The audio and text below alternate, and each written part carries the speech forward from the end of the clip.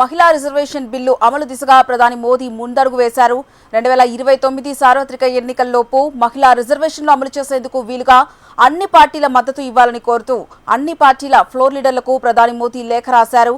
మహిళా బిల్లు ఆమోదానికి సహకరించాలని విజ్ఞప్తి చేశారు. ఈ నెల 16 నుంచి 3 రోజుల పాటు మహిళా బిల్లుపై చర్చించేందుకు ప్రత్యేక సమావేశాలు ఏర్పాటు చేశారు.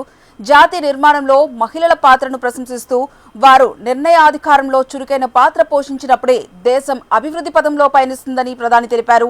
2023లో పార్టీలకు అతీతంగా ఎంపీలందరూ ఈ బిల్లుకు మద్దతు పలికిన క్షణాలను గుర్తు చేశారు. దేశ మహిళలను ఇచ్చిన మాటను నిలబెట్టుకోవడానికి అందరూ ఏకతాటిపై నిలిచిన ఆ సందర్భం చిరస్మరణీయమన్నారు.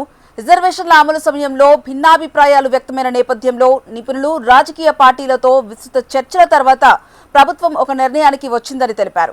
దేశవ్యాప్తంగా నారీ శక్తి వందన్ అభియాన్ స్ఫూర్తిని అమలు చేయాల్సిన సమయం ఆసన్నమైందని, ఇది మన ప్రజాస్వామ్య వ్యవస్థకు కొత్త శక్తినిస్తుందని ప్రధాని మోదీ రాసిన లేఖలో అభిప్రాయపడ్డారు. మహిళా బిల్లు ఏ ఒక్క పార్టీకో వ్యక్తికో సంబంధించిన అంశం కాదని, మహిళలు భావితరాల పట్ల మనందరి బాధ్యత అన్నారు. ఈ చారిత్రక ఘట్టంలో పాలు పంచుకునే అవకాశం వదులుకోవద్దన్నారు. పార్లమెంట్లో రాజ్యాంగ సవరణకు 3/2 మెజారిటీ అవసరం కాబట్టి ప్రతిపక్షాల మద్దతు ఈ బిల్లు ఆమోదానికి అత్యంత కీలకం కానుంది.